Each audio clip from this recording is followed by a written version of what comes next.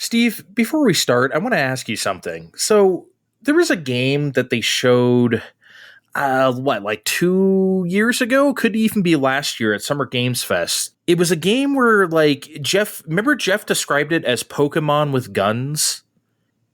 Remember that? And then they showed the trailer and it looked to be exactly that. Whatever happened to that game? Do you know? Because I'm not even sure if that came out or not.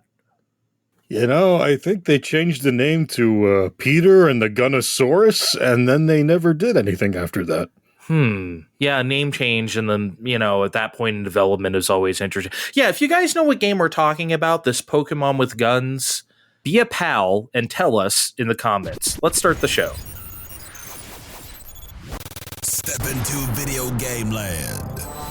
Welcome to Fine Time.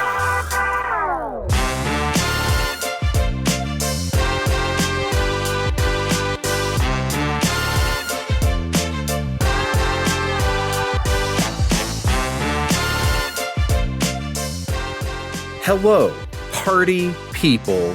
It's your boy Dre. Hello, party person. It's my boy Steve.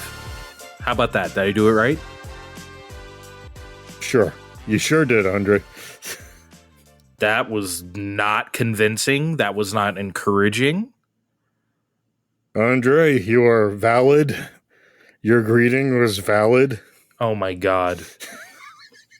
Is this how they talk to each other on a Fine Time for Healing?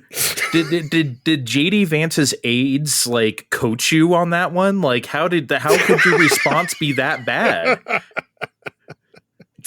All right. We got your mailbag questions. Thank you so much for submitting so many of them. We're going to get to all of those soon enough. But first, we played a little thing called SVC Chaos, or if you want the full name, SNK versus Capcom SVC Chaos. There's a lot of people that mislabel this as SNK versus Capcom Chaos because I think they think that SVC stands for that, but it's actually both. It's SNK versus Capcom SVC Chaos, which is weird, but here we are. Yeah, I'm sure that's the only reason why no one's really played this until a few weeks ago. Well, it only came out here on Xbox. That was its only US release, and it's why did you do that? So I guess no one's going to play that. You mean you didn't? I didn't have an original Xbox. Huh. So no. It would have come out on PS2 or Cube. And Sony was still in asshole mode about 2D games, if you remember, so they probably said no in the US. You mean you didn't go to the back of EGM and their import section and go one SVC Chaos, please? I gotta be real. I don't even know if it came out on other systems, even in Japan. It probably did. It has to be the PlayStation 2 version over there. Okay, what do you think? I'm going to look it up right now. What do you think? Did it come out on PS2 in Japan? Yes. Okay. Hold, please.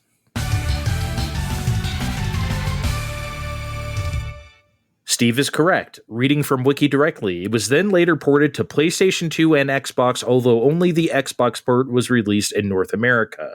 And both platforms were released in Japan and PAL regions, so only we did not get it on PS2.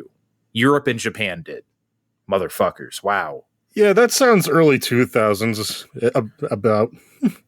Yeah, fucking Sony, man. Jesus Christ. They were so... I am not even going to get into it now. Let's talk about SVC Chaos, because the circumstances of which this game was developed and released is super interesting. So in case you don't know, I'll just try to go through the facts here as quickly as I can. And succinctly as I can. I can never say that. Succinctly. You have trouble with that one? Sometimes. But you did okay just now. Give me a succinct. Succinct. Well, you just heard me say it, okay, cheater? Jeez. Okay, we'll try again later. Okay, I'll hit you with it in a few episodes. Okay, so here's what happened with SNK versus Capcom SVC Chaos. As we well know, in the late 90s, Capcom and SNK entered a partnership where they would do a number of crossovers. And the first of those crossovers were on Neo Geo Pocket in the form of the card game SNK vs. Capcom Card Fighters Clash and the fighting game SNK vs. Capcom The Match of the Millennium. I always thought that was a great title. And, those were cool, right? But those were also just handheld games, right? The thing people really wanted was the real deal arcade game, specifically the one from Capcom. And that did come out finally in the fall of 2000 with Capcom vs. SNK and was followed up in 2001 with Capcom vs. SNK 2. Steve, did you... Look, I know you were a Nintendo man. Did you get to play these? Did you have to wait until the GameCube, Capcom vs. SNK 2? No, the real Capcom vs. SNK 2 was in a number of places. I get to play that one a bunch, and I still want that to come out in the future, and all this stuff leads me to believe that we will soon enough. But oh yeah, all the evidence. I mean, shit, the fact that this game exists, right, is good enough. So the plan was that SNK would come out with their own SNK versus Capcom on Neo Geo, but SNK had a problem. They were going bankrupt. They were in deep shit. The Neo Geo was 10 years old at this point, which in arcade years, Steve, is like, it may as well be 50 years, right? I can't believe they were hanging on to that thing. They tried to replace it with Neo Geo 64 in 1997, and that was a humongous flop. And Neo Geo Pocket wasn't doing that great either, right? So I'll spare you all the company acquisition stuff, but suffice it to say, they were operating under extreme duress in the early 2000s, and their games suffered for it. And you could argue none suffered greater than SNK vs. Capcom, SVC Chaos, the very, very late Neo Geo answer to Capcom vs. SNK. It came out in 2003. It wasn't well received. And outside of a port for Xbox, which you just talked about, people forgot about it immediately, Steve. Do you remember this game coming out? I don't remember this game coming out. I remember reading it. I've played this game before this port once. Again, Play and Trade. I'm just going to keep bringing that defunct store up on this show. They had one Neo Geo in the corner, and one of the guy's big gets was when they stuck Garo Mark of the Wolves and this in there. And Lord help me if I love Garo, but this, it feels like a much more advanced game than this. 2003 feels late. Yeah, dude, to be doing something like this. But again, under the circumstances that they were in at that time, it's only understandable that it came out this way.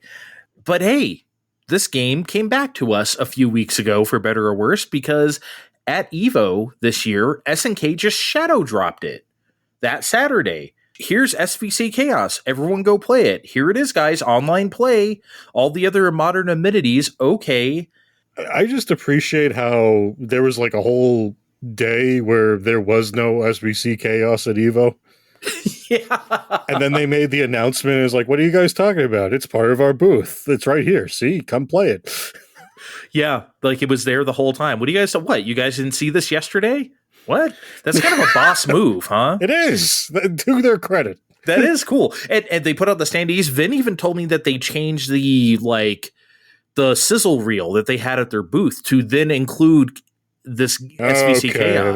That's some dedication. Yeah, so they made two different sizzle reels because before all they had was City of the Wolves and like some KOF 15 stuff, right? Like Vice and Mature or whatever. Of course they did. Yeah, but they changed their sizzle reel, Steve. That is dedication to the shadow drop. That's excellent. But before we get going on the game proper, I want to note that it's interesting that SVC Chaos's reputation did not improve over time, because you know how it is out there, Steve. If there's any game that people don't like, people will find a way to like it, whether it's justly or unjustly underrated. People will find something, right? There's people out here in these streets, aka Twitter, even trying to rehabilitate Sonic 2006, of which we will not let them do that, right? But people are trying. Right? Nobody has ever tried with SVC Chaos, ever. Yeah, like I said, this is my first time properly playing this game, and maybe it's because of all the other shitty games I played on this show. I love to keep bringing those up on here, but I didn't hate this game. I don't hate it either. I kind of liked it. I'm not going to call it my favorite fighting game in the slightest, but this was pretty neat. It's neat, but it's also bad, but it's still neat. It's very weird with this game. I don't hate it either. I don't know if I'd go as far as to say that I like it, though. So maybe you think more of this than me, but I was just, we'll get into it. And there's no better way to start than the roster and the sprites too. But we have to start with the picks here, Steve, because you go first. Tell me what you think of the peoples they picked for SVC Chaos. I mean, you got the usual suspects on both sides, the Ryus, the Kens, and everyone else. They all have, like, the secret characters, too. Here you just unlock them by pushing one of the shoulder buttons. And one of them is Violent Ken on the Capcom side. Oh, God. They trot him out again for Ultra Street Fighter 2 on Switch. But... God, Andre, they didn't even fill out the secret rosters right. No, they didn't. And by the way, he's more busted in Ultra Street Fighter 2. He's even more busted. Oh, yeah, but Violent Ken. Honestly, before... It's a fighting game. Yeah, before that Switch game, though, I kind of forgot that Violent Ken was a thing. I completely forgot about him. I remembered Evil Ryu, but Violent Ken was not on my radar. This was never on my radar until Ultra Street Fighter. Like I said, I only played this once, so when I had to be told, like, oh, Violent Ken's a throwback to this game everyone hates. Like, oh, yeah. I see. Do you think it's weird that... so Zero was in this game, but they chose Mega Man 00 instead of Mega Man X0, because like every other game, Marvel 3, Tatsunoko vs. Capcom, Marvel vs. Capcom Infinite, it's always Mega Man X0, not Mega Man 00. Not only did they pick him, they didn't really, for lack of a better term, SNK him at all. They very much just took the GBA sprite, it feels like, and made it a little taller. Yeah. And put a little filter on, like, yep, Zero's in the game. It's very uncanny. If they... I know you can't call it rotoscoping if it's from a sprite already, but I feel like they just did that from the Mega Man 0 games. It just doesn't feel right. It's weird, and even he has a little crappy gun, little pew pew. But he's got his fork and his saber and the other things he does. And he's also busted as hell. Oh my God, Zero is just not fair in that game. Jesus Christ. Zero's busted in every fighting game, but in this one, compare that to Tatsunoko, he doesn't feel nearly as oppressive. Well, Tatsunoko, forget it. Both of I'd say even Frank was busted in that game. Oh, Frank's hella busted. Frank's not as much as Zero. Yeah, no, Frank's busted as hell in TVC. Anyway, yeah, go on. What did you think of the SNK side? The SNK side felt pretty standard. You've got the Fatal Fury, King of Fighter picks, but you snuck in Earthquake. I mean, Mars People was an interesting choice. I feel like he's one of the hidden characters, and I feel like someone really wanted to make that sprite. I feel like you could have made Marco and stuck him in a thing and call it a day, but they didn't. Well, they saved Marco for Neo Geo Battle Coliseum. Now, I don't know if you ever played that game. Nope. It's really good. I love that game. It was I think it was their first fighting game that was not on Neo Geo. I think it was on a Thomas Wave because it has like 3D backgrounds and shit. But yeah, they reused Mars People for Neo Geo Battle Coliseum as well because of course they did. And also that game has Marco. Shit, now that I think about it, I feel like Battle Coliseum, it's like a 2v2 game, a tag game. It's not as crazy as like a Capcom versus game, but it's like it's a very interesting game.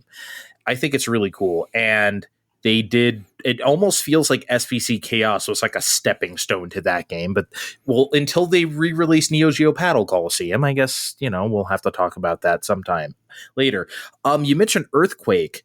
Yeah, going Earthquake and Genjuro for the Samurai Showdown picks is appreciated as hell.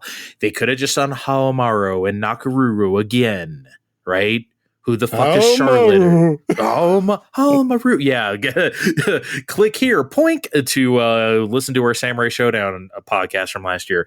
But yeah, isn't that great that they didn't? I mean, shit, they didn't even sniff like Genan or Kyoshiro. I feel like would have even been like a safer pick than Earthquake and Genjuro. That's awesome. I mean, attempts were made, but I'm not going to say this is how video games are made, but if you asked me, Steve on the street, why did they run out of money for SVC Chaos? Like, point out the exact moment they ran out of money. I'd say it was when they were making Guile. What the fuck is wrong with Guile in this game? Because at a glance, he looks fine, but the more you look at him, the more he's wrong he feels. He looks like Guile is now being played by the role of so-and-so. He looks just like a different guy, just trying to do his best Guile. It's you know weird. what it is? It's the hair. Yeah, the hair's fucked up. Yeah, the hair, it's weird. You can't look too closely at him in a fighting game, but, so don't look at Guile directly, kids. Yeah, Guile's hair is always fucked up. I mean, it's always gravity-defying. It's weird, right? But, in this game, they really made a emphasis on point of it. I don't think they understood the angle of Guile's hair, so it just, instead of, choosing one that was wrong, they just chose none of the angles, and they all look wrong.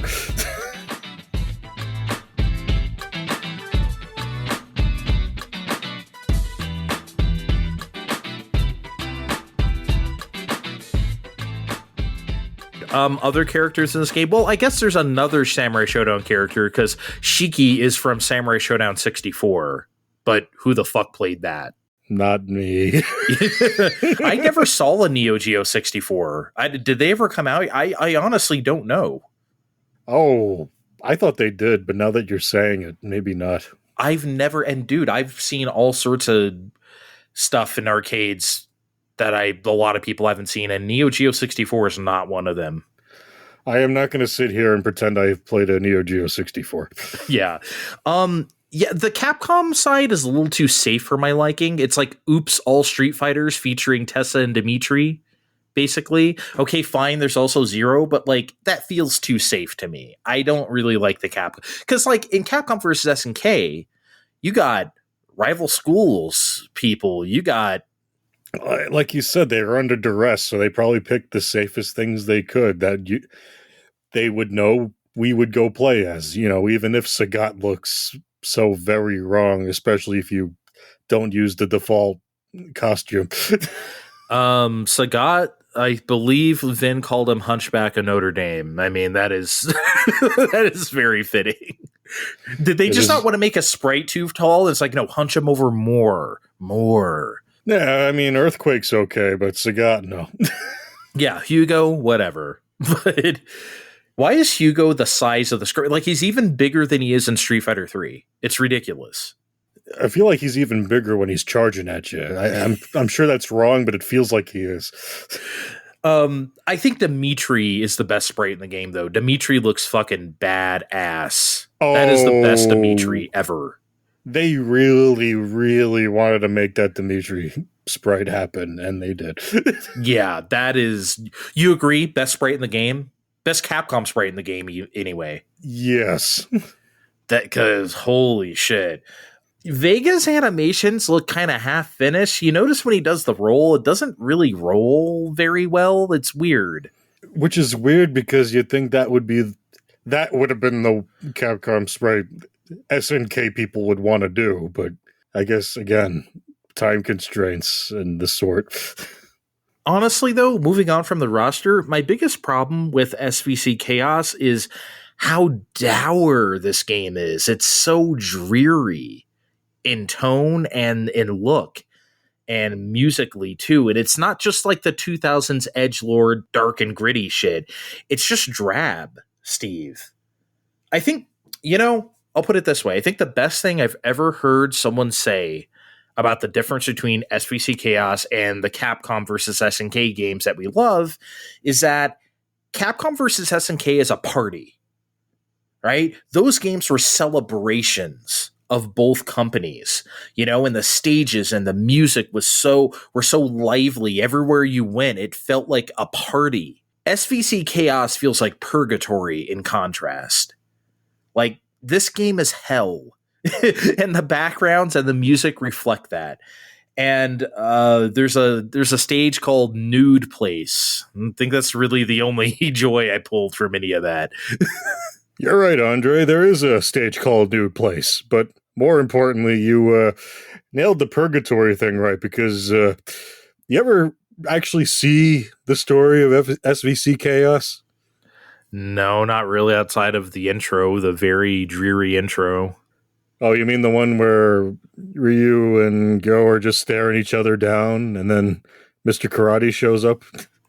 I love that he's Mr. Karate, by the way, and not Takuma. Takuma's my favorite, like, SNK character. I like that they went full Oni mask with him, by the way. But yes, that intro. Well, anyway, someone did pretend to write a story here, and it goes to the effect of... Uh-oh. Oh, no. Following a cataclysmic event, all life on the planet has been wiped out. In Purgatory, a group of fighters are drawn into a tournament by Athena and Red Armor, avatars for the forces of order and chaos who promise that the winner will receive one wish. Now the fighters compete to win the tournament and have their wish granted, with the fate of all life hanging in the balance. Andre, they're all fucking dead. Just like SNK at this time. They even killed Mr. Ryu. I mean... Who kills Mr. Ryu? They do look like they're in hell, though. They do look like they're on, like, a post-apocalyptic Earth. They should... You know what? That should have been it in the game, right? They should have went to very famous SNK and Capcom stages that are now destroyed. Imagine going to... I know he's not in the game, but imagine going to E. Honda's bathhouse and it's fucked up. Yeah. Or something, right? That's the game. I don't know why they didn't make that. Yeah. Shit. Maybe they'll make it now that they're back. SVC Chaos 2. Maybe it's good that E. Honda isn't in this game, because I don't want to see his rendition in in this era, honestly. It's just Earthquake, but without a shirt. I don't know why Earthquake's wearing a shirt, honestly. What the hell's the point of that thing? No fucking idea. Yeah, don't even bother. There is some good stuff about this game, though, and one of them is the pre-fight dialogue. Literally, every character has an interaction with another character. They all have a pre-fight little tit-for-tat. And someone at SNK wrote all this stuff out. Literally every combination of character that can fight each other, there's a different conversation for it. Steve, that is impressive. Like, straight up. Yeah, I wish they spent like more than 2 minutes working on it, though. I think that was Capcom's contribution to this game. Look, you can use our characters and the Taurus dictionary we used to translate Breath of Fire 2 into English. That's all we're giving you, though.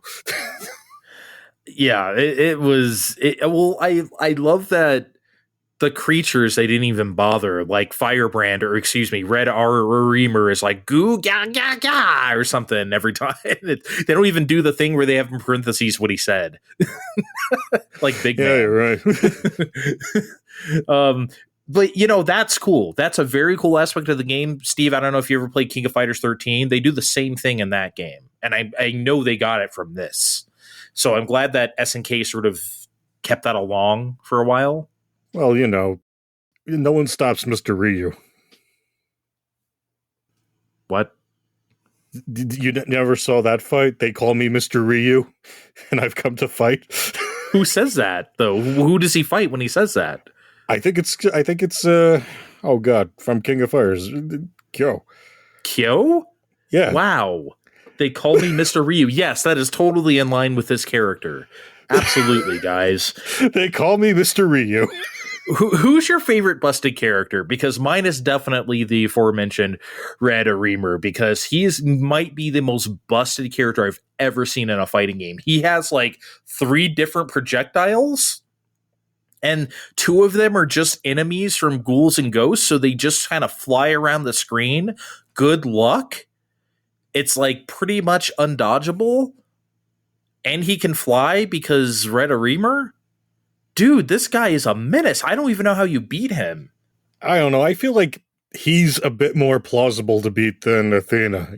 You know. Oh, God. Athena's name is Magic, you might remember from the song, but she's fucking broken. I understand the boss characters are supposed to be broken a little bit, but I think if I selected her and handed the controller to my niece and then picked anybody else, and a reminder for everyone at home, she is 5 years old. Not a lot of video games yet. I think I'd still lose half the time. You mash any series of buttons and things fill the screen to kill you. Well, her like level 3 specials are like regular moves. It's crazy. You could just keep doing them over and over. The thing is with Athena, though, I feel like if you wait out some of them, you can punish some of those. I feel like I don't know how you punish Retta Reamer unless he just stops throwing projectiles. So it's just, I don't know, man. This is a good time to bring up that there is the online component, and one of the categories you could set is all characters except bosses. You're like, yeah, no bosses, you guys. You know what, though? Zero's okay, but those other two, nah. Honestly, this game is fun because it's busted. That's the reason why I'm even putting it in the category of like something to do, because like honestly, picking the regular ass characters isn't really that fun because this game has like no combos or no ability to combo anything or chain anything. And look, I'm not saying every game has to have long ass combos or something. Like, you know, City of the Wolves is going to have them, but you don't even have the regular stuff that you could do in Street Fighter. Steve, it felt like even just doing like jump in Furious low forward, you know, into Fireball felt like, I mean, can you even do that in this game? I don't even know. Look, I'm the filthy casual when it comes to this games, which is to say I'm never going to be able to pull off combos whenever the fuck I want and win Evo. And this isn't the game I'm going to start with if I want to mend my ways, because you drew my attention to this. SNK put out a series of official videos to show you the combos of the game. And they're like pretty much, you sent me one with Vega, but I watched like one or two of the others, and they're all pretty much, yeah, just punch or kick once or twice and then do the special move. Like, That's yeah. it. How was that a combo video?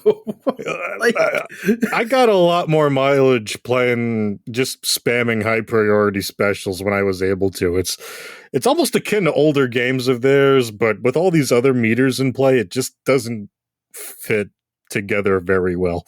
yeah, and there's some like, I don't know if you want to call them chain combos or target combos with some people. Again, with Ken, like you can do a crouching, like you press light and then heavy, you do like a little 1-2 and it does combo. But then what can you do after that? You can't do anything. You're too far away to Tatsu them. You can't really pull off a dragon punch. Like, it's weird. It's like, okay, they have this little thing. It just doesn't feel finished in that regard. That's why I say picking the busted characters and doing wild shit is like the fun part of the game. And again, despite everything, I still recommend people try this game. As you said at the top, it's a weird relic of a weird time, and I think SVC Chaos is fascinating. Also, it's like $20. You could spend a lot more money on a lot worse fighting games than this. Like, SVC Chaos for $20, honestly, is kind of a good deal. If what we said today makes it sound like, oh, this doesn't sound very good, but it also sounds kind of fun, definitely spend your $20 and get it. I think you should, Steve. Yeah, we keep talking shit about this game, but the fighting game enthusiast people need to pick this up. I personally would have preferred this in a set with the two Capcom games just for the sake of neatness, but I had fun playing this overall. And, you know, like I said, there's still online for everyone that likes that. Just, you know, remember where there's a boss room. Because holy shit. If I can't pick Retta Reamer, I ain't playing online. Sorry. I'm that scrub. I want to I want to spam them things. What, you're not going to call me an asshole or some sort of filthy name for wanting to cheat online? We got plenty of time for that. Oh my God. Anyway, we're going to get to the mailbag in just a second, but first I want to talk to my friend Brian Riggsbee, who's been making a book called Video Game Maps SNES Volume 1. Volume 1 of 3, by the way, which should be out before the end of the year, and I'm going to have him on right now to talk about it on the other side of this break. You're in line for one more fine time.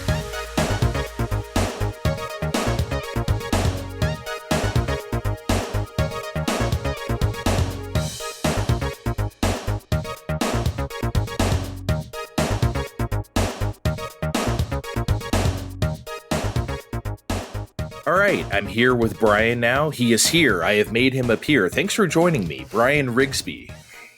And thanks for having me. I appreciate it. No problem. Can I please start by just profusely thanking you again? I know I've done this already in public, but I'm sorry I have to do it again on Fine Time. Thank you for letting me be a part of this. You know, when you asked me to do this, I was like, cool, this sounds great, But then, like, when I saw, like, those preview images you put up on your website, which we'll talk about in a second, then it became real to me. I was like, oh, shit. This is some real deal shit. Then I got, like, really excited all of a sudden. So thank you for letting me be a part of something so cool. No, and thank you, too. I mean, the more people that got involved in this, the better these things tend to be. And I totally understand your reaction. I know there's some people out there with ideas and they float things out there, but they don't always come true. So you don't really think it's real until you see it all come together. And that's how I feel when these projects finally start to wrap up as well. Yeah, I'm sure it's very exciting for you you're the creator. So yeah, let's talk about it now. It's a book called SNES, Video Game Maps SNES Volume 1. Is that right? That's correct. And it's going to be 3 volumes. And, originally, as with anything I put together, I start kind of small and it ends up kind of ballooning up. So it became so big that it was either cut something or split it into 3 volumes. And I went with the latter because I figured people will appreciate having more content at the end of the day. I certainly will, for sure. Yeah. I mean, I remember that too when you asked me. It's like, how many do you want me to submit? It's like, oh, okay, I'll just do some. Whatever you use is whatever you use. That's great. If I make it in, great. If not, okay. I'm glad you even asked me. But this first volume covers Axelay. What's the first game on the list? Axelay to Final Fantasy Mystic Quest. Am I wrong? I think actually the first game is Seventh Saga. Seventh Saga. I went with numbers. That's right. Ahead of my. Yeah. No, I do the same thing when I alphabetize stuff. Yep. No, it feels right to me. And it goes through the Final Fantasy games, and a lot of people might be thinking like, oh, A through F. That doesn't seem like is that really a third? But really, it just comes down to the way the content's broken out. These books are going to be roughly 300 pages each. And some games just have just a lot more content to kind of cover as far as like the map themes go. And as far as like which games go in there, it's not even necessarily about like what are the most popular ones, what are the ones people remember the most, or the best games. I mean, those ones are all pretty much in there because they have so much content that surrounds them and great materials to kind of like parse through and curate. But there's also a lot of stuff people will not have heard of, a lot of Japanese exclusives. And it really just comes down to like the maps, the theme of the book. Was there like a really cool poster? Was there stuff in the instruction manuals, in-game maps? Was there fan art created more recently? Was there a lot of magazine spreads, advertisements, possibly Japanese exclusive ones, guidebooks, et cetera, et cetera. So that's how it breaks down. A lot of people assume the super games were going to take up so much space they'd have to be their own volume, but this is how it broke down. It all worked out. Yeah, I was thinking the same thing. I was like, because I remember, I don't know if it was on Blue Sky or something, someone said the same thing. It's like, oh, it only covers you there. And I thought to myself, there are so many Super Nintendo games that start with the word super, It's insane. Like, so, those might be a chunk, and I'm sure they are a chunk. I mean, I'm sure when we get to those other volumes and you reveal those, I'm sure it'll be a sizable portion. See, and now I don't even remember the process now. Did you send out a list of games to me and everybody, or were you just like pick the games that you want, or how did it work? Yeah, so the way it worked is, I started my own list of like, well, these are the must-haves. They must be in there. And then I started doing, this is true with everything, right? I start doing my research. What's the right games? What's the right content? What I want to say about them, et cetera. And it starts building out from there. Then I get even deeper in the research. I start scrubbing through archives, like my own materials, et cetera, to like really find like where the lesser known games are, the ones that would fit in really nicely. But yeah, then I produced a list, and I basically said, like, I want to get a diverse set of quotes, diverse meaning like I want podcast hosts, but I also want game devs. I want artists, writers, really everything. Like there's some comedians in there as well. There's a little Nice. bit of everything. I used to work in game development back in the day. And so like I also hit up some of my old colleagues, people I used to work with. So there's some people in there. But basically, yeah, I put it out there and I said, like, look, these are the games. You can take on as many as you want. Some things might get cut. People that have like, put stuff like this together before, they'll know like, when it comes to words and photographs and imagery and assets, like the more stuff you have up front, the easier it is to do these things, because you need to have like the pieces to play around with, and then you can kind of edit and cut back. So some things got kind of cut for space. That happens.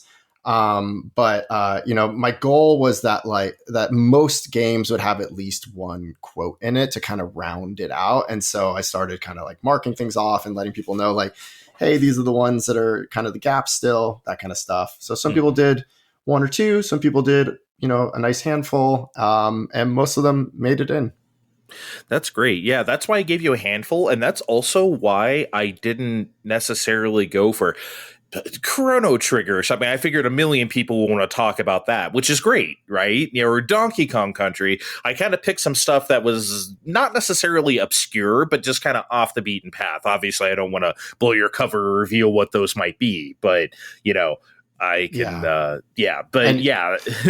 I know what you mean. A lot of people had that feeling too. They're like, oh, I see someone already locked in Chrono Trigger. It's like 10 people have already locked in Chrono Trigger. If you also want to say something, I understand. It is one of the most popular games of all time for a really good reason. That's okay. Yeah. That's the thing, because honestly, right now, as of this recording, anyway, I don't know when I'm gonna put it out, but I'm planning a solo episode about my 5 favorite SNES games, and I'm doing that because, almost like what we just said, it's like you can almost name we can name them right now, right? Super Mario World, Earthbound, Chrono Trigger, and they should say those games, right? Because they're like some of the best games of all time. Like, of course people are going to say that, and they should. But like, when I think about like my favorite, not necessarily the best, but like the things that come to mind, the thing I love about the Super Nintendo is that I think the hit rate of the system of any given game is absurdly high. Like, I feel like I could just dig through the library and just pick up something I never heard of, and I have a pretty good chance of it being good, or at least like decent. Right. It's kind of like the opposite argument for Nintendo 64, right? Like a lot of people will dump on it, but then you realize like if you really get into the good games, there are excellent games on it, but there's just far less above average games than the SNES. Absolutely true. Yeah. And I feel like, the 8-bit era has a lot of crap. I mean, there's obviously a lot of good stuff too, but there's a lot of games that are bad. In fact, maybe I should mention that. I think we found each other on Twitter because of our mutual love of Rygar. Oh, I mean, that would make sense. That was the first book I wrote and put out. So yeah, that's one of those NES gems, well, plus other systems. So if anyone's a fan of that, I'm a fan of them. Yeah, the NES version is the version for me, if I'm being honest. I mean, that's most people, right? Some people are familiar with the arcade version. Most people are familiar with the NES version. Barely anyone is familiar with the rest, which is where I ended up doing, the bulk of my research, because I had far less familiarity with those other games. And now I have a nice collection of all the Rygar games on my shelf to look at occasionally. Yeah, it's very interesting. I remember when they did Rygar 2002, and I was thinking like, okay, how is this gonna work?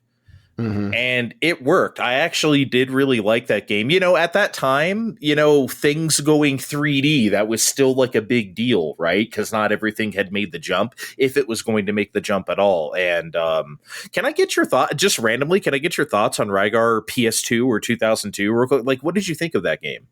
So I played it when it came out. So it was fresh for me. It was like looking back on it now, it doesn't age too well, right? Like the way the cameras are often kind of fixed and swirl, like can be a little disorienting. I don't think it's a bad thing. It's kind of nice looking, but it doesn't age super well.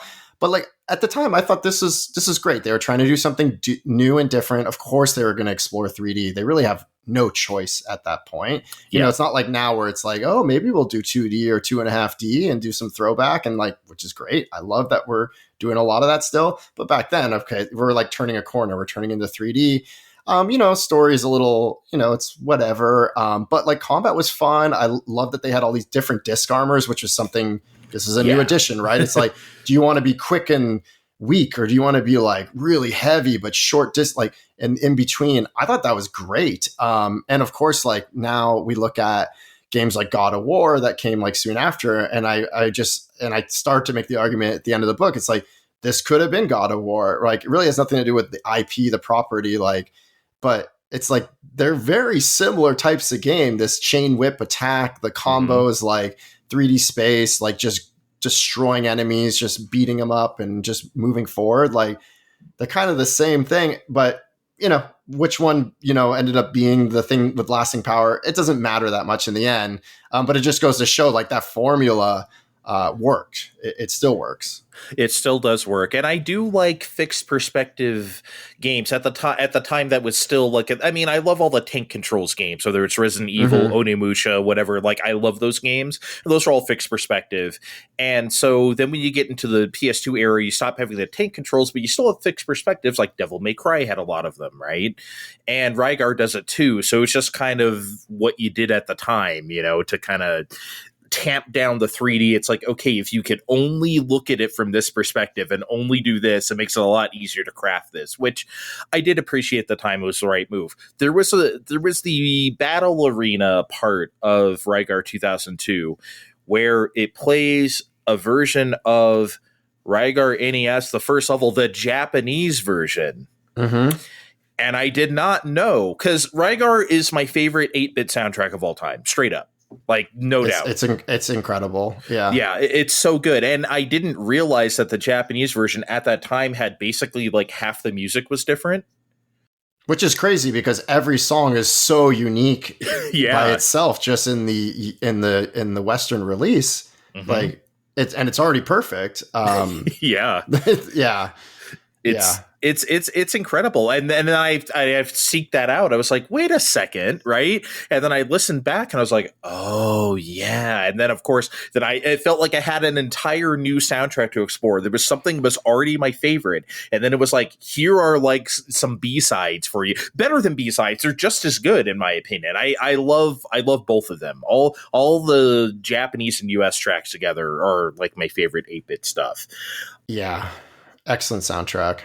Did you, for this book though, for this SNES book, did you have any like influences as far as like the way this thing was going to be laid out? Because again, when I saw the preview images, I think you put one up of Dracula X or maybe Super Castlevania 4, a Castlevania game nonetheless. And the way it was laid out with the castle and the back, I was like, wow, this looks like every magazine I ever loved growing up. Like, this is incredible. I used to love a magazine called Game Fan. Do you remember that one? Of course. Okay, yeah, that was my favorite magazine, right? And I that's what the vibes it gave me when I saw that stuff. I was like, this gives me Game Fan vibes. Nothing has ever given me that, So that's great to hear. Yeah, dude, for real. So did you have any influences like that, or was it just kind of happenstance? It just kind of worked out that way? Well, I mean, it's kind of a combination of things. I mean, first of all, yes. I grew up with a lot of these magazines. I had like the first year of Nintendo Power, and then I kind of like, was one of those kids that would go to like the local bookstore and would just flip through all the magazines, maybe not actually buy anything, but like just kind of sit there for half an hour, as a lot of kids did when they couldn't buy all the magazines. Well, a magazine was like, $5 whole. I didn't always have that, right? So of course. Or like, you're at a friend's house, maybe they have a subscription to something and someone else has one to another, and you borrow and you trade and all that. And of course, like I still love magazines, hearing like the last of the magazines starting to kind of die off like lately in the news. It's like, it's really sad to hear. But the other thing about influence was, as I'm going through archives, which I spent an ungodly amount of time doing, I'm being just inundated with these visuals. In particular, a lot of the Japanese magazines, like I find to be really influential for me. And I feel like they cross-cut with today's kind of graphic design in a really interesting way, because in a way they kind of came full circle, where like you see a lot of graphic design these days where it's like very blocky, simple, very straightforward, which is nice. Like I actually like a really clean aesthetic, like a lot of color, a lot of like fun popping stuff going on, but also just like simple shapes, right? That just kind of like tie everything together. And so a lot of the Japanese magazines I was looking through actually influenced me a lot. And like, I love having that that magazine feel.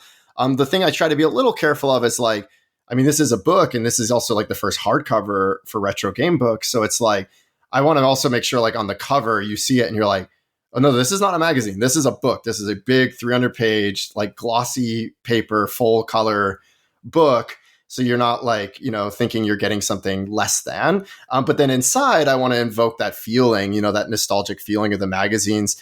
And you mentioned that Castlevania page, like something I kind of did throughout the book is, if there's a game that's like highlighted more prominently, like it's like 20 pages, 15 pages, right? It's more than just like a 1 or 2 page thing. Mm-hmm. I try to have that nice big like 2-page like introduction. It's like, you're going into a cool space here, right? Like this is something big, like get ready. This is going to be exciting. And then you move into the next kind of phase, and it all kind of just keeps like moving and moving.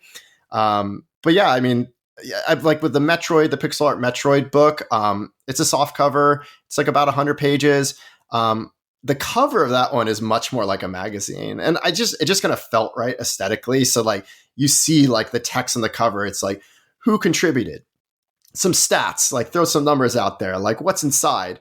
And with that book, as well as this new book, the SNES one, something I always plan to do is like, what can I do in addition to the primary theme of the book? So the primary theme of this book, of course, is maps and SNES, but like I want a forward in every book. I want some articles in every book, maybe a tutorial, maybe an interview. There's like an interview coming up in the next one based on an archivist for the Zelda series.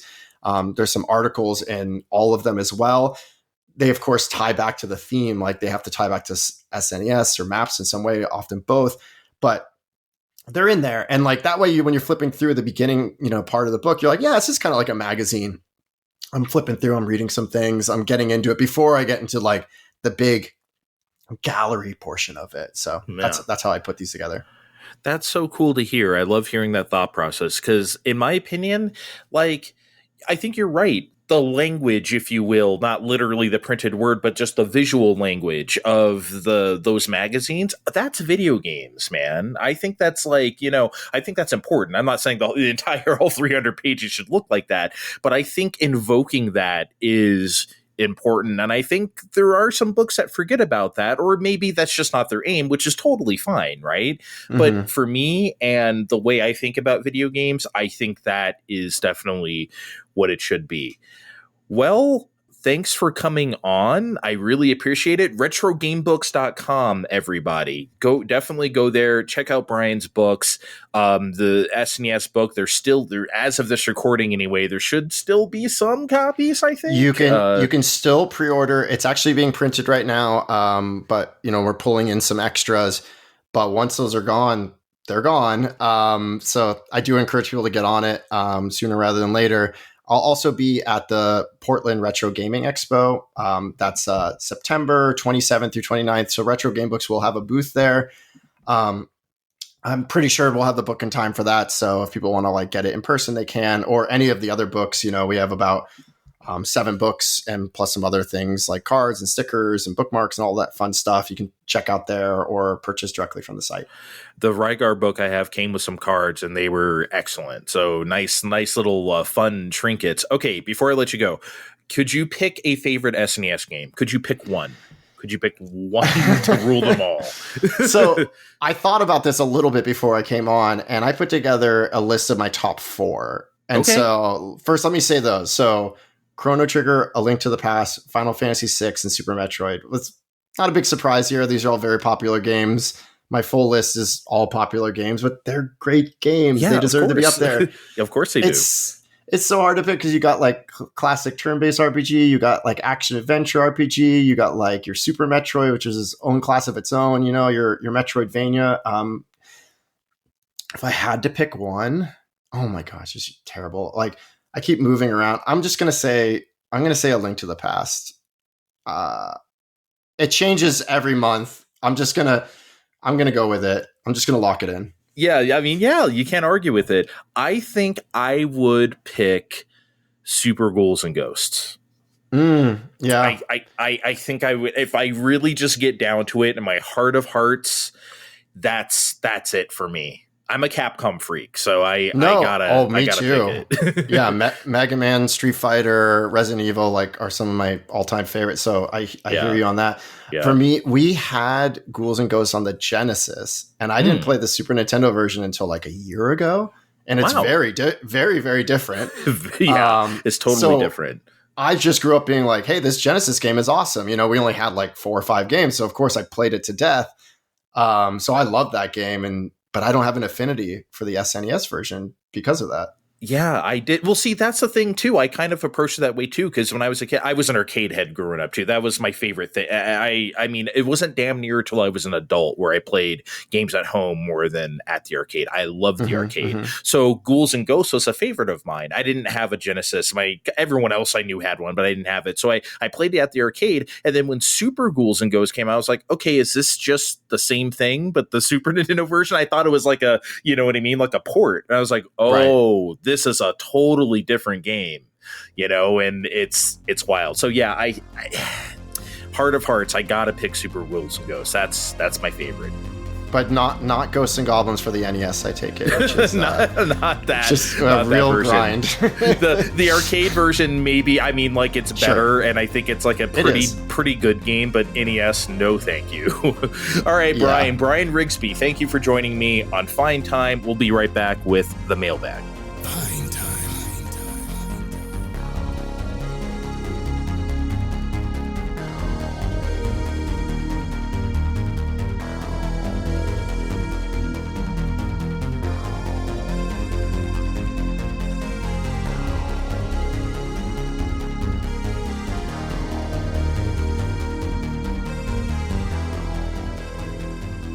All right, it's mailbag time. Thank you again, Brian, for talking about the book. I hope all of you check the description of this podcast, click the link there to go to retrogamebooks.com and see his cool stuff there. It's really great stuff. The SNES book or not, all of it's great.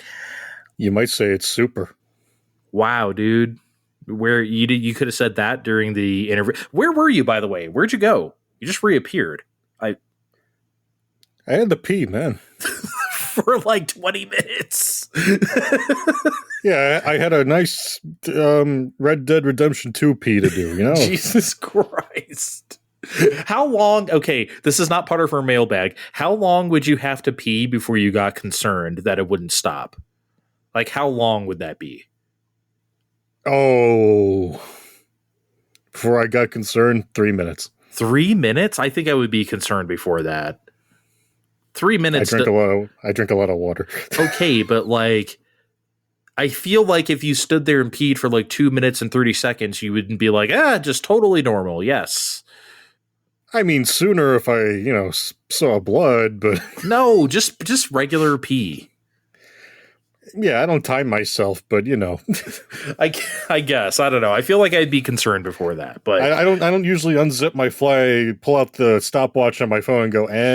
Okay, well, next week's segment, you're going to like tell us your average pee time over like 1 day, 1 week, one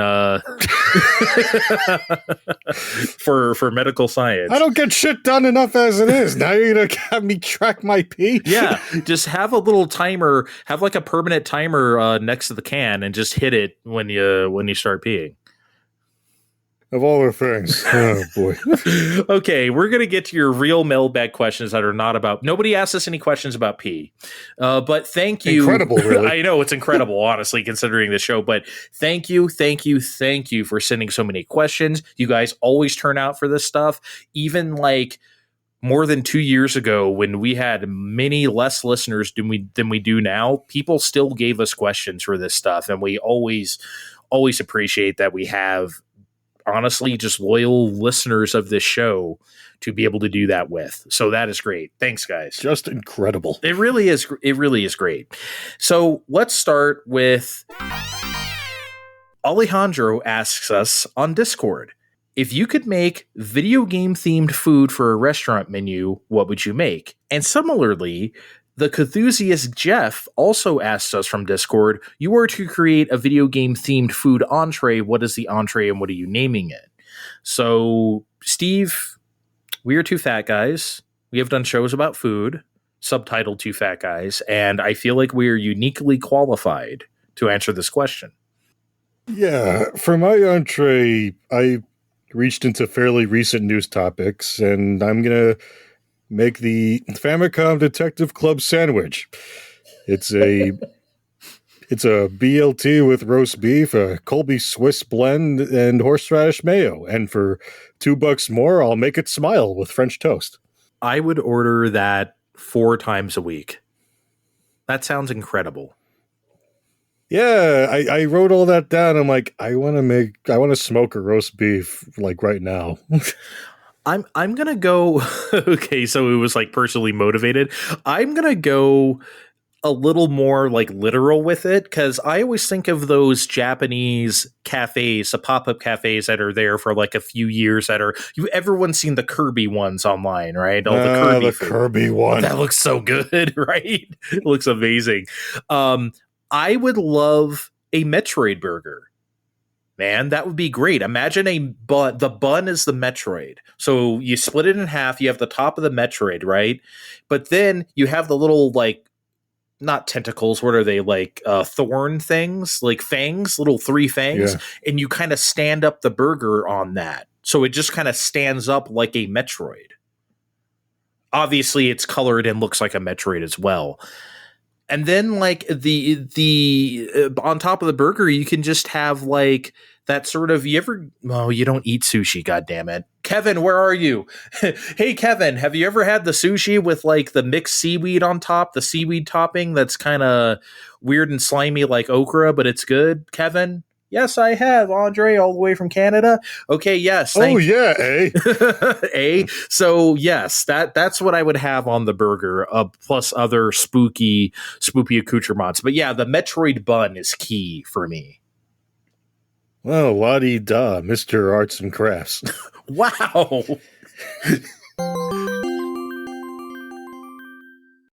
Adam from Backlog Bloggery asks us on Discord, do you have a yearly playthrough, watch, read that we do? When I was a kid with 0 or a smaller backlog, yeah, I like to keep complaining about that, I played through Earthbound every summer. Now I don't. I'm an adult, kinda. I'm trying to experience more things, so purposeful repeat playthroughs don't really happen as much as I'd like. Sometimes Nintendo eggs me on with platinum coins to play stuff, and it happens that way. That's neat, but nothing I visit annually anymore. Little sad, but that's life.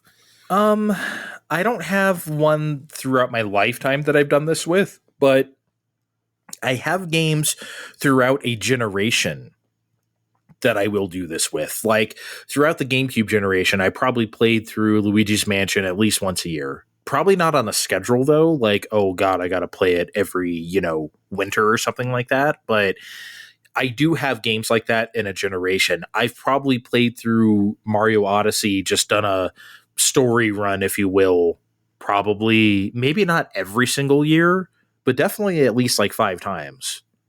right? So I will do stuff like that. I'm trying to think if there's a Super Nintendo game that I've done this with. I feel like rail shooters and stuff like Hyperzone or Star Fox don't count. So I really, that's not really what we're talking about here, I don't think. I mean, I could play Star Fox 64 as soon as we're done, and it wouldn't mean anything. Well, not like that, but you know what I mean. Yeah, of course, yeah. But no, not throughout my whole life, Adam, but through a generation, yes, that can happen.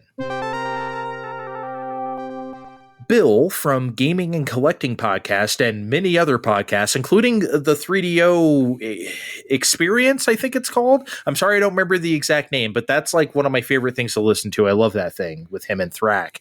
He asks us on Discord, if you could pick any anime to get a video game adaptation, which would you choose and what type of game? Man, I have a lot of things on my head, but Steve, you go ahead. Yeah, after Sandland kind of disappointed me, I didn't want to go direct into something actiony. So Cells at Work was something I enjoyed a while ago. It's kind of like Carmen's Head, or more recently Inside Out, but with how your body works, you have all these anthropomorphic body functions like red blood cells and things running around taking care of yourself. And I just turned that into a sim game, run the central nervous system and try to make sure the person all these little cell people are running, don't die. Maybe even have a few scenarios like the old Sim Cities where you have to take care of extreme situations already in progress. Oh no, our person has extreme diarrhea. We need to weather the storm or else. That I've never heard of Cells at Work, but honestly, that sounds like fun. It could be like, well, you said city management, but as long as there's a mini game where I can play like fake Fozon to fight off some cells, then I might be cool with it. I'm sure that could be fudged in there somewhere. So longtime listeners of Fine Time will know our first summer of the show, we covered a little thing called Bubblegum Crisis, and also Bubblegum Crash, and also AD Police, and also regrettably Parasite Dolls, but everything in that sort of Bubblegum Crisis universe. Steve, I think Bubblegum Crisis could be an excellent elevator action type of game, right? Because you think of those buildings and stuff, not just the piss building from Bubblegum Crash, but all the other stuff in that anime and the way that series looks and feels, that I think that would translate. Come on, Pris as like the elevator actioner. Come on, perfect, right? Real piece of cookie, Andre. You fucking asshole. Chris from Retro Hangover asked us two things on Discord. To start with, if we could make any smaller developer become mainstream and big, who would it be? Ah, man. By the way, Retro Hangover, if you like Fine Time, you will also love Retro Hangover. They're basically a better version of us with less dick jokes. There's still dick jokes, but in all seriousness, the way they break down games and the way they talk about them together probably reminds me the most of us. So, and I'm sure Chris will probably roll his eyes at that because he doesn't want to be associated with us that hard. But yes, Retro Hangover is a great podcast. Any current smaller developer becoming mainstream and big, Steve, I think you know my answer. It's Tribute Games. It's got to be Tribute Games. They got a little bit of a bump up for last year because of Shredder's Revenge, and now a lot more people know who they are. But I've said it before and I'll say it again. Tribute Games is the best indie developer in the business. Hands down, full stop, bar none. Like, they are so good at making, they do 2D pixel art, right? But they don't fucking cheat, man. They do the real deal animations and everything. And look, I'm not out here saying anything bad about tweening or other types of animations or quote unquote shortcuts. I'm not that guy.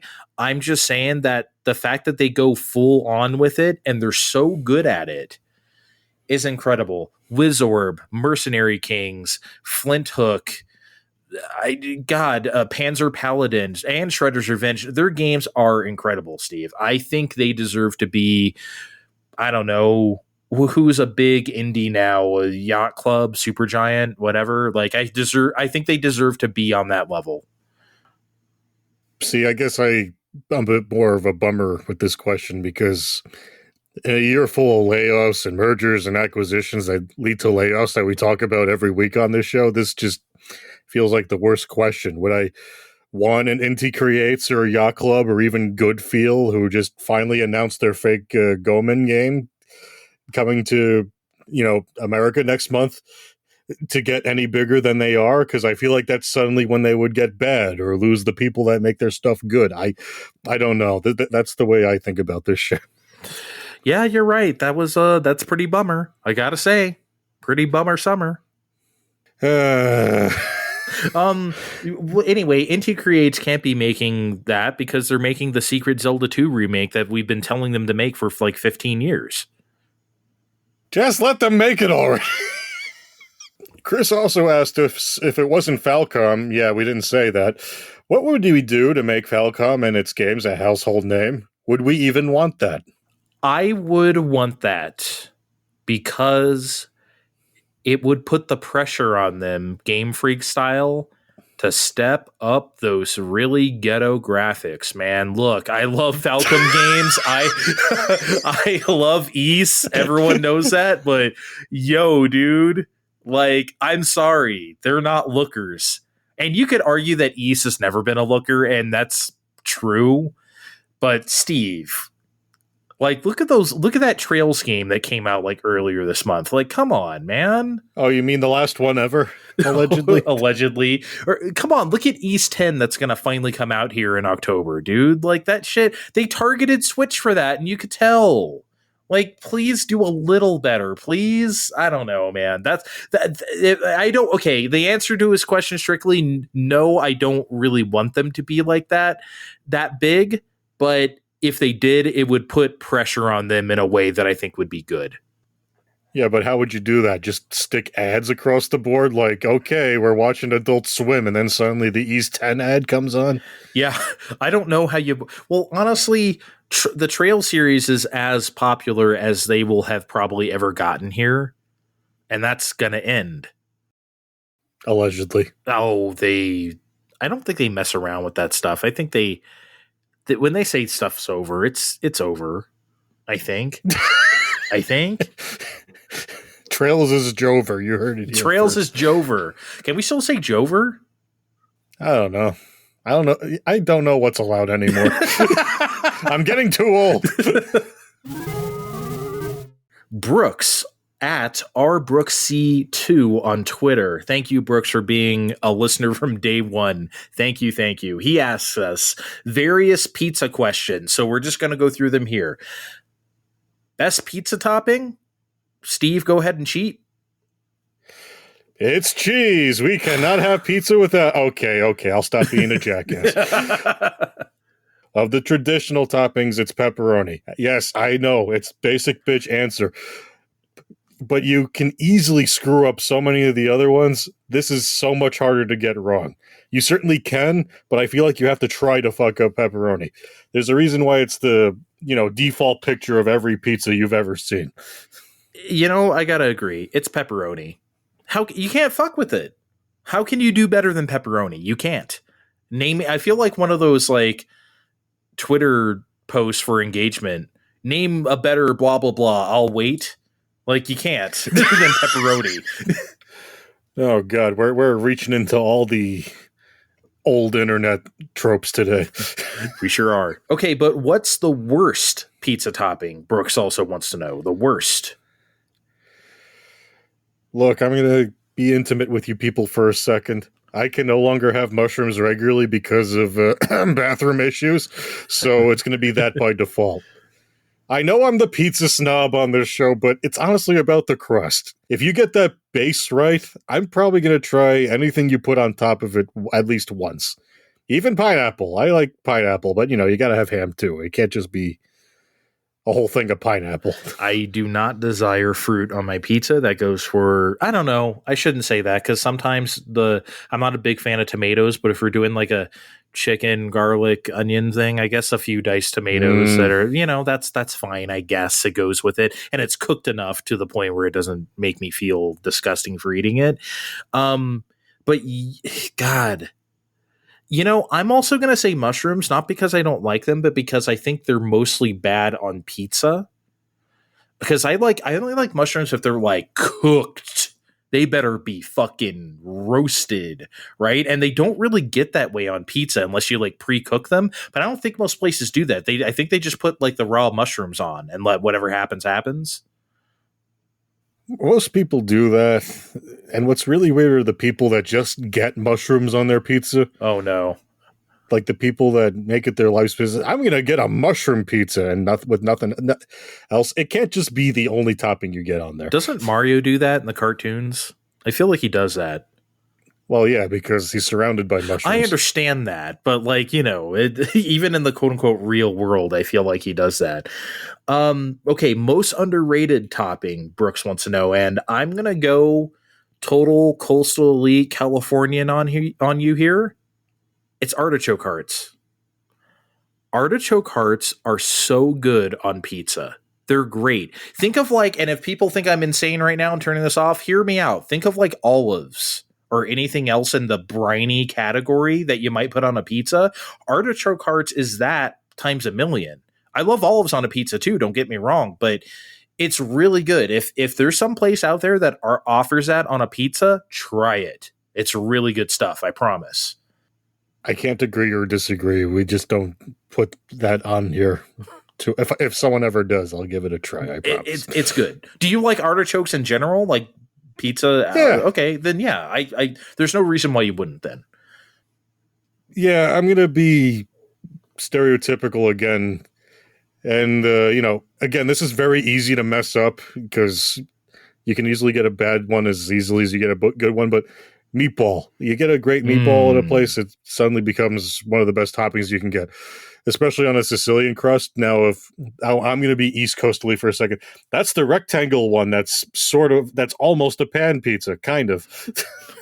It's like nice and doughy, and you stick the meatball on that's where it sings. Almost so like focaccia territory, but not like really doughier than that. But yeah. Really? Okay, interesting. Yeah, meatball is a fantastic topping.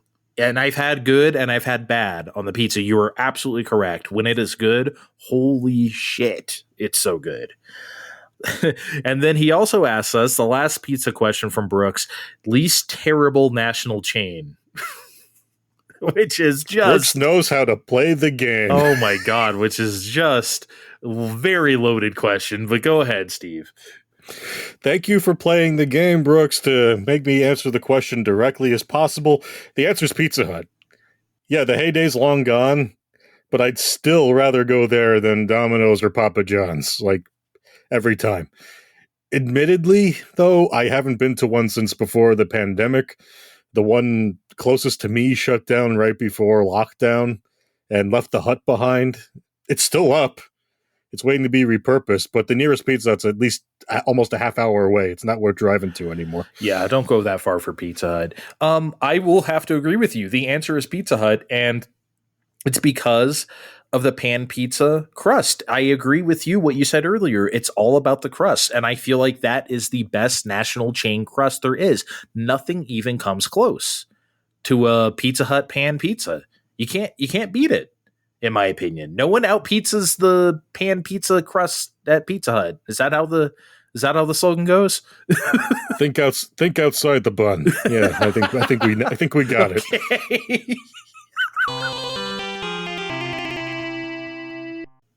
Edward Varnell from the Boss Rush Network asks, do you think Nintendo and the games coming out this fall and winter are saving holiday gaming?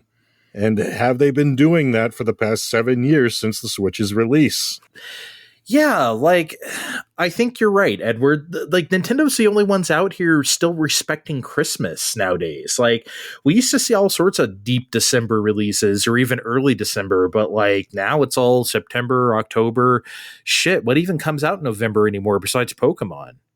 I don't even know. Like, so yeah, I feel like Nintendo does keep that alive, and that is their wheelhouse, and they will probably just always continue to do that. Yeah, I mean, I never really thought of it like that till now, but yeah, like Under said, Pokemon's been landing in November for a while now. This year, I'm sure Mario and Luigi will see a lot of ad time for its November release. And I'm very sure that the Mario Kart 8 bundle will get one last trot around the track this year. You know, come on, guys, it's got Mario Kart 8. You love that game, right? Best selling game of all time. I think they updated the SKU to have all the DLC now. Did they? I think they did. I wouldn't know. Yeah, so I mean, yeah, so I feel like why not? Why not? How could you not? Unless you're one of us waiting for the next one. Oh yeah, it's only sold 700 million copies at this point. Just, you know, geez. Sumo Kirby on Blue Sky asks us, pick a franchise to reboot. They said they want a new SSX game or Star Tropics. Kevin, is that you? Are you secretly submitting Star Tropics questions to us? Because, goddamn. Anyway, I'm going to be a basic bitch here and say Star Fox. I know Nintendo doesn't do strict reboots, but if they were going to go for anything, it should be Star Fox. I don't think that series can ever come back without a reset. Steve. But Andre, Star Fox Zero is already your reboot. Oh, motherfucking please. No, it isn't. And so was Star Fox 64, if we're going to be that technical. Oh, please. Well, yeah, it is. How many times are we going to make this same game with different technology, Andre? That's the whole point. It should be their East Book 1 and 2. It should be their Mad Max. Just throw stuff out the window. It doesn't matter. Just make the Star Fox game. Continuity be goddamned. The Star Fox game. The Star Fox game. Yeah, technically there's only one entry. Well, 1.5 if we count arcades, but Suda51 presents Mock Rider. Come on, make it happen. Let's go. Yo. That would be great. That kind of futuristic world, the outfit she would wear. Yeah, baby. I'm here for it. I mean, the game makes itself. Just, well, not by me, but, you know, come on. Sumo Kirby asks us one more thing. Is the N64 a bottom tier console? And you go first. What do you think, Nintendo man? Look, Andre, by default, I don't think any system that sees consistent support from the manufacturer through a traditional console cycle can be bottom tier. You might not like what's on there in retrospect, but if I had to pick through reliving the N64 and Wii U libraries as they were during their releases versus something like, the Amiga CD32 or the Jaguar, you know, I'd pick the Nintendo ones all over again. God, I forgot about the Amiga CD. God damn. I feel like that had a bit more support than Jaguar, though. I mean, we never really had Amiga much here, but still. I'm going to be less diplomatic than Steve and say that out of all the consoles I've actually owned, yeah, N64 is pretty down there. Because, like, let's go through it. I don't know. NES, Super Nintendo, GameCube, Game Boy. I don't think it's better than any of those. Game Boy Advance, not better than that. It's not better than Wii. It's not... See, Wii U is like the only contender. I guess it's better than Wii U. If we're just going Nintendo consoles, and out of everything else I've owned, it's not better than PS1, PS2, Xbox 360. PS4, absolutely certainly not. So, like, yeah, I'd have to put it, it's a bottom tier one out of stuff that I've owned, sure. Well, you know, if we qualify it with other things that only you add in, then yes, I guess we could call it a bottom tier console. Yeah, but Well, okay. Is N64 better than Virtual Boy? Obviously, yes. Obviously, I don't know. The Virtual Boy's kind of all killer, no filler, huh? Gotta. There's a few stinkers on the Virtual Boy. But the hit ratio is absurdly high for such a tiny little console. And I'm pretty sure I might be the only person in the East Coast that owns Jack Bros, so... Hee-ho. Ben, Anteater Advance on Blue Sky, asks us, what games on Saturn did we feel like we missed out on the most? Well, there's two ways you could look at this, right? Like at the time or just like in general. And if we're talking at the time, it's definitely the fighting game stuff, because as a fighting game freak, as we established during SVC Chaos at the front here, the Saturn ports of Capcom games and SNK games were so much better on Saturn than PlayStation. You know, some games fared okay on PS1, like the Alpha series or whatever, but like the Marvel Versus series or King of Fighters, forget about it. Like Saturn was the place for that. I would have made the transition to primarily playing fighting games at home much faster if I had had a Saturn, because I would have had something close to the real shit. But if we're talking about what game I would want to play today that I just never have, it's definitely Guardian Heroes. It's like the one treasure game I've never explored. So I cannot believe I've never played Guardian Heroes. I would love to play Guardian Heroes.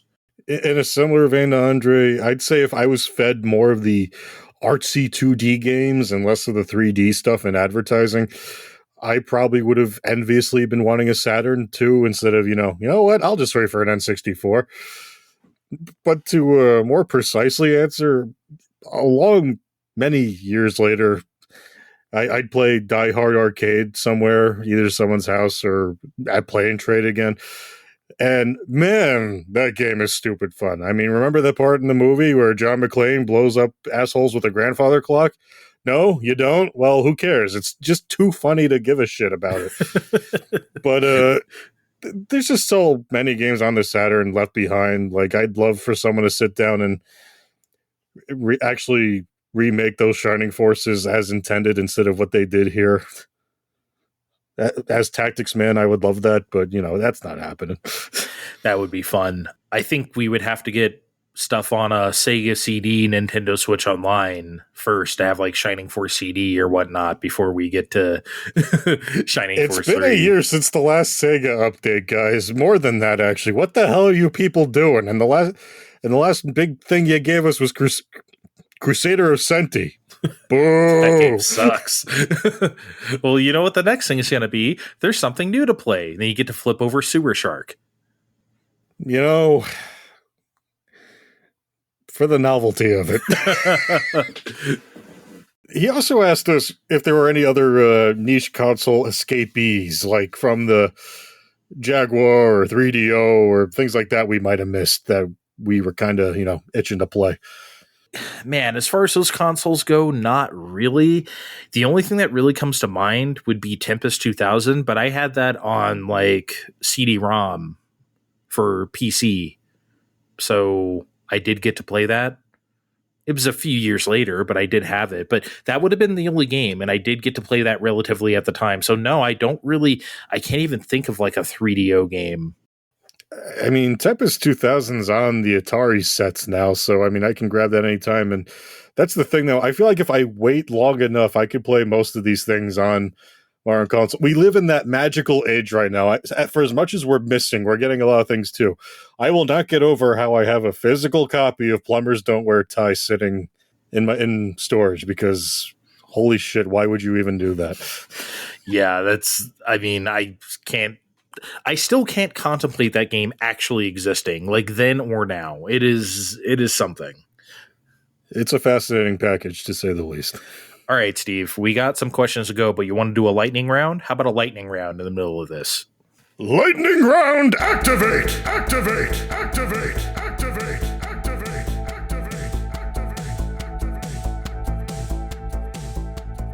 All right, all of these questions are from Skoden on Blue Sky. He asked us several questions. We're going to lightning round them. First of all, Steve, what music genre / style would you like to see make a comeback?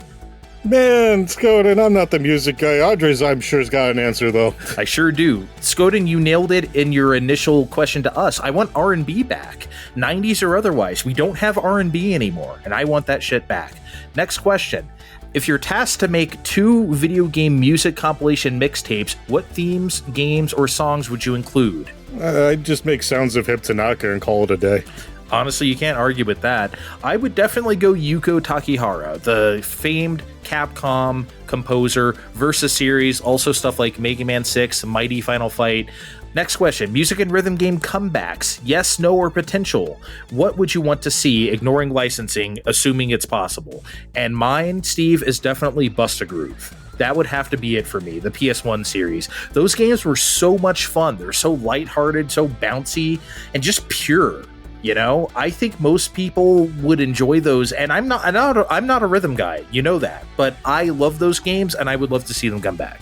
I'm not the biggest rhythm person either, but you know what? It's time for Neo Donkey Konga. I want crazy plastic drums in my living room again. Let's go. Me too. I love the bongos. He also asks, hot take, custom soundtracks or OST? Give me the OST. Someone worked on those. Yeah, I was never a custom soundtrack guy. The most I ever did is when I first got my Xbox 360, I played some Crystal Method while playing Geometry Wars, and that was it. It's the most I ever fucked with it. Next question. What game soundtracks would you change? Why and how? Did they miss the mark for whatever reason? And my answer, Steve, is Splatoon 3. Sad to say, I feel like the music in Splatoon 3 is not nearly as good as the first 2. I don't think it's bad. I just think the first 2 games set such a standard that I just don't think Splatoon 3 gets there at all. I will say that's sacrilege. No, I'm just kidding. I'm just trying to cover up that. Consider all that as part of the package. If your music's bad, the rest of your game's probably bad, and I'm not probably looking to save your soundtrack.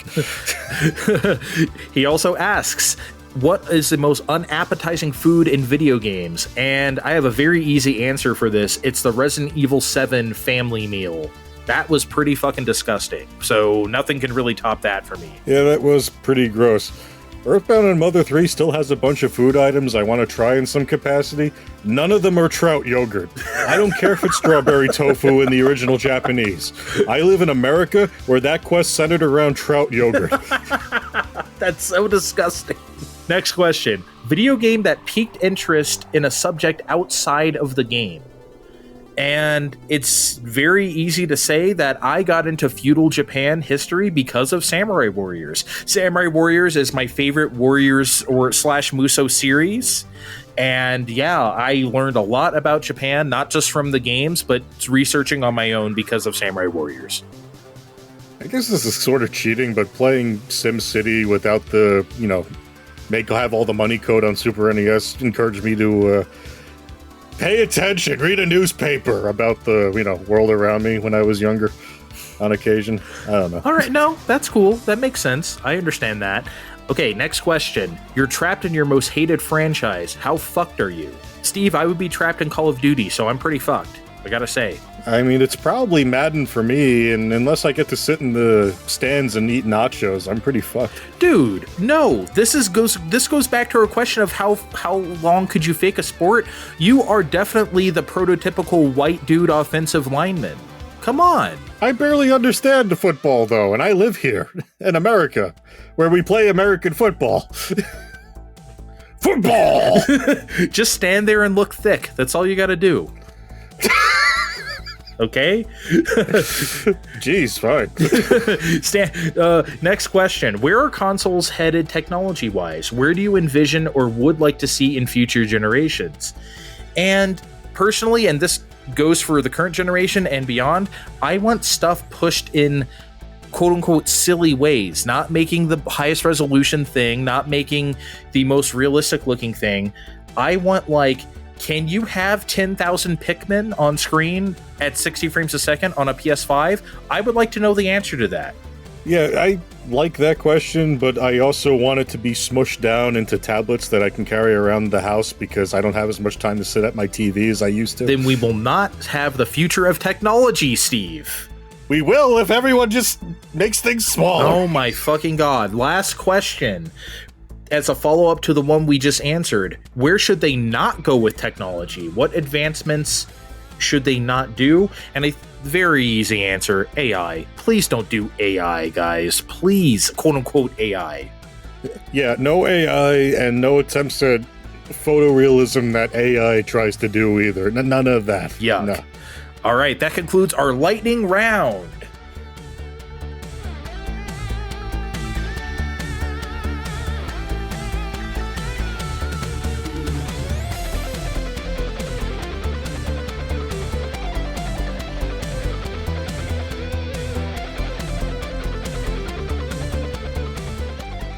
Aaron, our friend from Superpod Saga, asked us on Discord and in person too, but we'll start with Discord. If we could revive any dead series from the 8-bit or 16-bit era, what series would you revive? Always a good question. Always so many good answers to this question. And right now, I'm going to say I think it's insane that we don't have Adventure Island anymore, Steve. Like, okay, I get it. We don't have Hudson Soft anymore. But even way before Konami ate them, we still didn't have Adventure Island. The most we had gotten was that, like, really weird-looking remake on GameCube that we didn't get here. You ever see that thing? Oh, yeah. You remember that shit?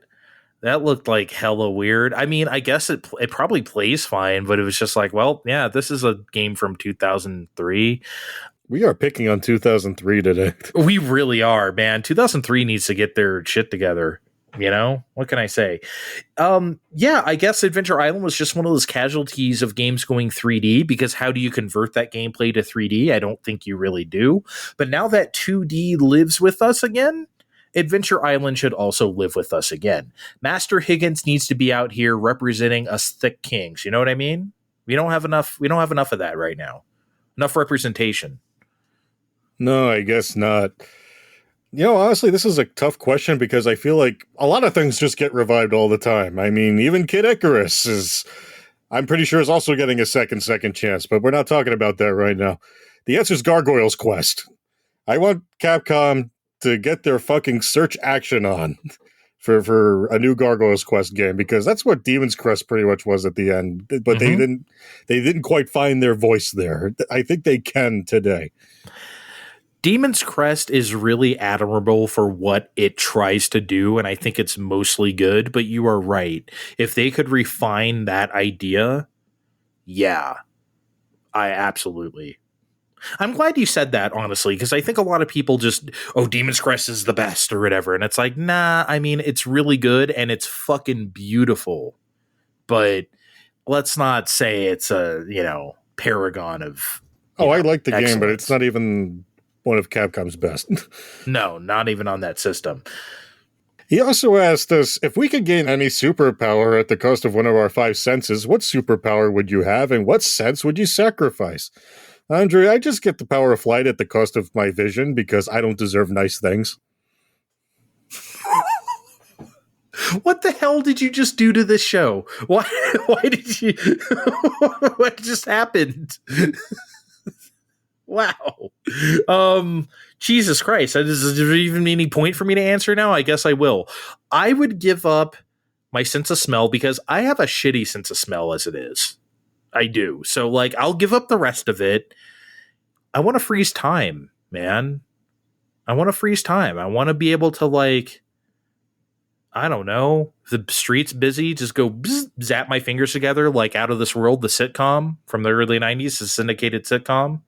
You know what I'm talking about, right? Like the cinematic video game from 19... I'm just kidding. No, I know the one you're talking about. And just go zip and just cross the street instead of waiting for a light. I'm not going to do anything perverted. I mean, I might, but I'm not going to tell you about it. I just want to do stuff like that. Okay, so we'll pretend you're not going to do anything perverted, but that's the most you're going to use your power for? You're going to give up the ability to smell just to cross the street a little faster? I mean, I would do a lot of stuff that could be, I mean, look, I'm not going to tell you all my shit, okay? Just imagine that you can, imagine the stuff that you could do by freezing time that isn't perverted, and you'll understand, okay? Okay, Jesus, Andre. I'm just saying, okay? Mind your own business, okay?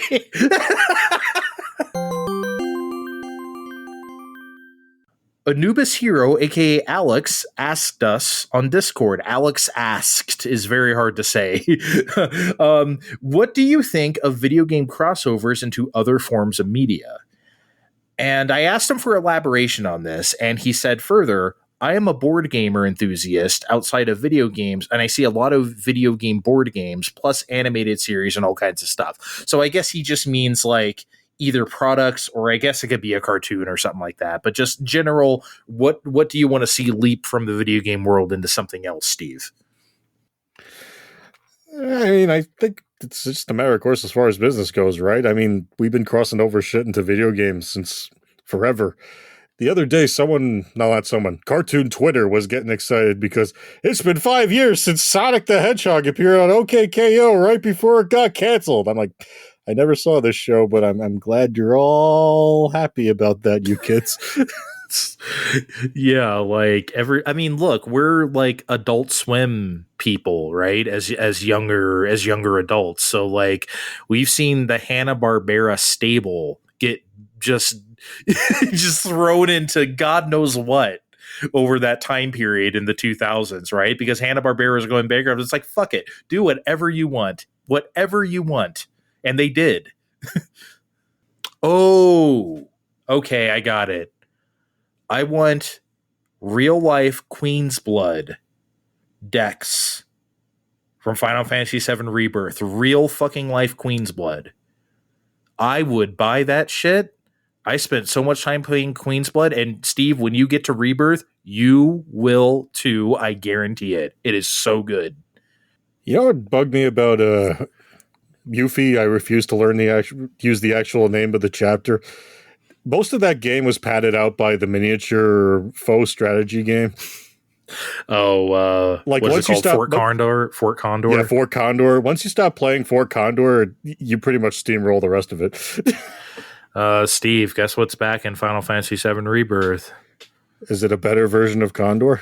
It's the same shit. Come on. Among many other games. So obviously Rebirth has tons of mini games, but that one does just come back intact. You don't have to play it. It's optional, but you know what I did? Because I wanted to see the story stuff behind it. I just turned the game down to easy and I just face rolled the controller. You just win. It's so good. Kiefer from the Select and Start podcast, the one that's much smarter than ours, and did you do all your homework before coming on to our show? Asks us, is there a game in development hell that you're adamant will come out one day? I don't think there is one. I mean, honestly, my answer would have been Wukong, but as of this recording, it's coming out in a few days. Allegedly. I'll believe it when it appears on the store. But is that your answer then? Yeah, that's my answer, but it's happening, so I don't think I have one currently. If you asked me this a month ago, I would have said not Perfect Dark, but there they all were at the Microsoft conference saying it still exists. So what the fuck do I know? So I'm going to say Beyond Good and Evil 2 instead, and the only reason I even believe this at all is because they reissued the original just now. I should also note, I don't think it will be good. It can't be. It can't be good. How can it be good after all this time? It's not even a game. Like, whatever it was over all these years doesn't even exist. So, in my opinion...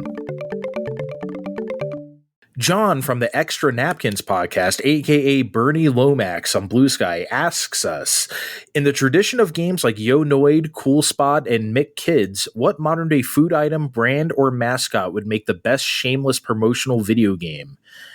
Man, I don't know. When he asked this, I thought of those Xbox 360 games. Like there was a Yaris game. Yeah. There was a Doritos game. I don't remember what you did in it. I think it was just those shitty racing game where you just collected Doritos instead of coins or whatever, like Mario Kart.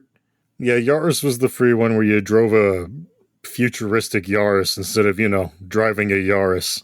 Yeah, they did not Forza that. You just drove like a weird little Micro Machines Yaris. Obviously, like Sneak King is like the holy grail, right?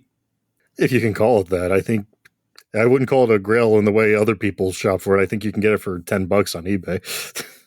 Not how much it fucking costs, just like in terms of like, like promotional material in a video game. Promotional material. Yeah, I guess so. None of the cool spots were ever given away. People love Cool Spot. Cool Spot is was a good one too, but I'm trying to think if there's a current. Did they ever do anything with like the Teddy Graham bears? Do we even still have those? I mean, we do, but not on TV. That's the thing. Like, they're still on the box. Okay. They're all shying away from mascots. That's what made this question hard to answer. Yeah, it's tough. Yeah, see, we're sitting here talking about old ones. I feel like as soon as we stop recording, I'll think of one. But I wanted to have this question in here anyway, even though I don't really have an answer, just because I think it's interesting that we don't really have that kind of mascottiness. Well, I do have a sort of cheat answer because it's an old mascot we're still using. Tony the Tiger, he's out here still presenting himself as a paragon of athleticism while peddling some very sugary cereal. So, it's only very appropriate that he headline a bunch of very arcadey sports titles. Remember they made Tony the Tiger a Twitter account and the furries went fucking ballistic. Oh on this my shit. God. The comments were fucking wild. Yeah. The account even tweeted like, "Hey, we're glad everyone's having fun with the account, but remember, kids might read this too, so be sure to keep your comments great," or whatever he said. But that didn't stop anybody. Oh man. In the end, I'd stick digital clips on an ice hockey NES remake, but with Tony the Tiger, because they're more than good. They're great. Tommy Reinking on Twitter asks us, "Hello, Fine Time." Hey, Tommy, how's it going? Hey. What city would you describe as the video game capital of the world? Please discuss, and then open this other tweet revealing which city has this official distinction of video game capital of the world. Then give us your thoughts on that. That's not a question, Tommy. It's not a question at all. That's why I love it. Okay, I'm going to answer his question, though. The video game capital of the world is New Donk City. Yes, it's a real city. And yes, you really have streets called, Ramby Avenue and stuff. Okay? It's real. It's real to me, goddammit. Yeah. Man, I don't have a real answer to this question either. Like, how can you have a capital of a thing? The capital of the world. I just told you, New Donk City. If that's not a video game. No, like a real capital of a thing. It is real. I just told you it's real. Okay? You're right. New Donk City. Well, of course it is. What was I thinking? All right. We have one more question from Kevin from the Fine Time podcast. Don't ever listen to Fine Time. Jesus Christ. Bunch of assholes. Oh my God. Sounds like shit. Stupid music they play. Dumb. They just laugh and just giggle. Giggly girl radio. That's what I call Fine Time. And then they take a shower. Unfucking believable. It's disgusting, man. They just think they're so funny, and it's just like, whatever. Kevin from that show, Fine Time, asks us, if you were given direct control over what Sega is working on and releasing for the next 5 years, including new games or retro throwbacks, products like the Genesis Mini, whatever you want, what would you develop? This is a very good question. Very good, because Sega is the most directionless old company that we have, right? Like, we can talk shit about Konami or whoever else. At least they have a thing and they're sticking to their thing. What is Sega? I don't know. It used to take ages, but... Wow. Who was even going to get that beside... Okay, like, Vin thought that was funny, okay? Congratulations. You just made him laugh. As long as I make someone laugh on this show. You go first. Because this is a toughie for me, sort of. But go ahead. It's tough for me too. But with all the other things they are doing right now, I'm just saying, fuck it. It's time for the Open World Skies of Arcadia sequel. Doing a traditional JRPG sequel. Well, I say traditional, but I mean a traditional follow up to what that first game was. Andre keeps pointing out, you can't do that anymore. And I agree, you cannot. So I say we make the game into where you're a skyfaring privateer who may or may not be related to the old cast and just piss off the hierarchy or just piss off with all of that main plot garbage and build a trading empire or go treasure hunting. You know, one of those games where you just get lost in the sky and do sky pirate shit. That sounds very appealing. I love sky pirate shit. And with today's graphics spec, you could really make that shit sing. I would love to. I can see the volumetric clouds right now, honestly, flying through them shits. Unless they make it a Switch 2 game, in which, well, that's a waste of opportunity, right? But if they put it on a real system and spec it for a real system, that shit could look really good. I think Sega really needs to establish Sonic as a thing you can rely on. I understand they haven't had that for 20 years, but I think the problem is, in order for Sega to do anything else, including the concept you just talked about, Sonic has to be the bedrock of everything. They need that steady cash flow. That's the problem with Sega nowadays. They don't have any fucking money. If people could, like, truly trust Sonic again and not, like, every year being a toss-up, okay, is this gonna be good or not? Every year, I think that would give them the funds to make a new console. No, I don't think they're going to make a new console. I think that is never happening. But Andre, other than actually making a good Sonic game all the time, is there really more to it than that? I think, yeah, because, well, I don't know. Okay, well, what else could Sega do to have that kind of steady cash flow to make a true profit every year, if not Sonic? I feel like they've ruined or haven't done anything else with all their other stuff in so long that other stuff doesn't matter. Yeah, at the Game Awards last year, they did announce that initiative. Hey, we're bringing back these things, but those may not be what they're cracked up to be, right? And even if they are, I don't know, man. That appeals to people like us. Sonic Except appeals for to Crazy everybody. Taxi. Yeah, Sonic appeals to everybody. So they just need to establish the bedrock of Sonic. We could trust that in the 90s. We can't trust that anymore. Sonic needs to be money, literally and figuratively. Well, look at you, like, really, really answering the question and thinking about the future there. Oh, I know. Sorry. God forbid. And I know I'm saying that because I'm a Sonic guy, but, like, I really do think it's true. You know, I mean, we can trust Mario to be good. We need to trust Sonic to be good, too. We have to. Otherwise, the whole thing just doesn't work. And that's why Sega does not work nowadays. So how many of Sonic's animal friends do we shove into a blender until that happens? What Sonic character would taste the best? And why is it Knuckles? Knuckles and not that green parrot that's in the surfboard games? Snowboard games? Green parrots.